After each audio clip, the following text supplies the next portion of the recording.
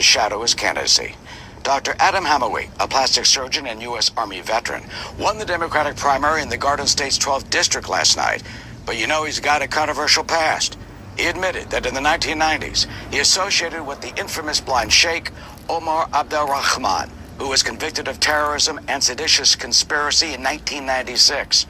Prosecutors said it was Rahman who led the jihadi terrorist cell of Islamic militants, who in November of 1990 assassinated extremist Rabbi Meir Kahane as he spoke at a Manhattan hotel. Then 3 years later, in 1993, the sheikh and his cell bombed the World Trade Center to try and bring it down. But that attack killed 6 people, injured more than 1,000, and 2 years later, the sheikh and his terrorist cell plotted to blow up New York City landmarks. Rahman was sentenced to life in prison and died behind bars 9 years ago.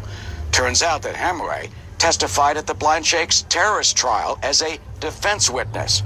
According to published report transcripts, while on the stand, he admitted to translating a fax for the cleric in 1993, listening to his speeches in area mosque, and helping him during a press conference. But during the campaign, Hamaway dismissed any wrongdoing.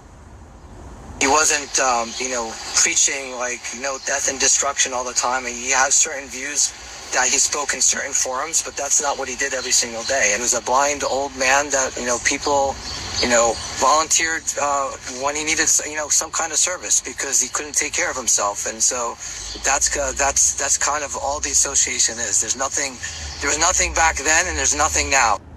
Well, Hamaway's campaign says he did not have any meaningful